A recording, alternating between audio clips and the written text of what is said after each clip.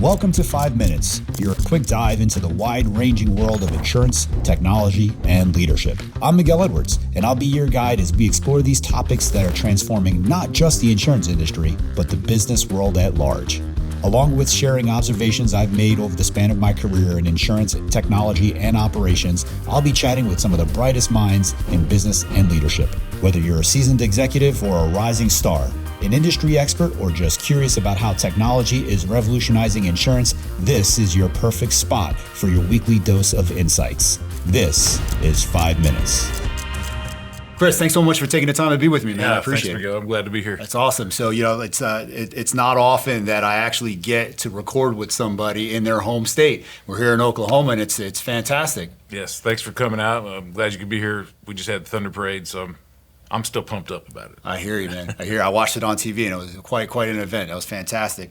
So, real purpose of this conversation, Chris, is you've made an interesting decision in your career to go into public service, and would love to hear a little bit about what kind of got you on that decision path. And then obviously we're going to want to dig right into your platform and kind of why you think you're going to make this difference in Oklahoma. Yeah, it's kind of one of those deals. I'm not a politician. I'm a business-minded guy that likes to solve problems. Mm-hmm. And the last 10 years I've spent in the industry working in government affairs, working with the legislators, the regulators, on issues. And even before that, when I had just started in insurance, I started as an adjuster, and I immediately saw a principle that I planned to put into place here, which is we were doing our jobs. I'm just helping customers on the phone, and I would constantly run into problems where I couldn't help them because of a law. And at the time, we had a program called What Do You Want It to Be? And the idea was, if you have a problem in your day job, what would you want it to look like? Right. If you could just do whatever you wanted to do, if you could just change it. And so I had a problem with the customer. I was trying to send her some paperwork and get it back, and it required her to have a notary. And she had just totaled her car. She was a single mom. She didn't have any other cars. And she would ask me, how am I supposed to get a notarized signature when I can't even drive anywhere? Right. And I just thought, it's just not smart. Right. We have email, we have all this stuff, but she has to go get a notary for this so I can pay her. Mm-hmm. And it just didn't make sense. So I asked, I said, what I would like it to be is to be able to email her this, she email it back, and then I put her money in her bank account electronically. Right. Same day, right. All this same day. I don't want to wait on the mail. Right.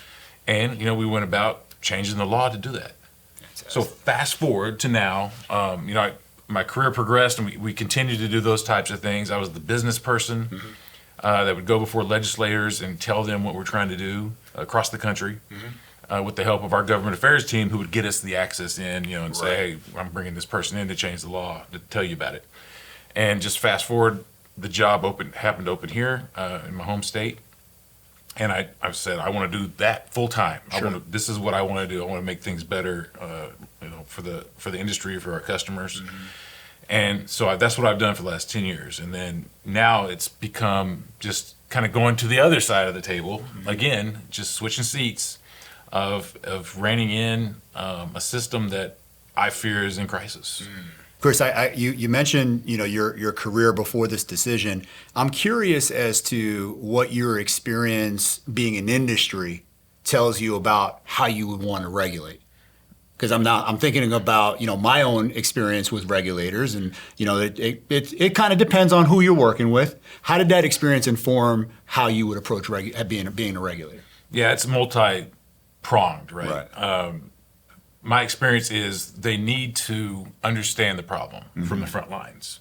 So as a regulator, as a legislator, they're making a lot of decisions. They're on different laws across a variety of issues. And I've learned from being in that they need people to come and educate them on specific issues. Especially the average person barely knows their insurance policy. Right.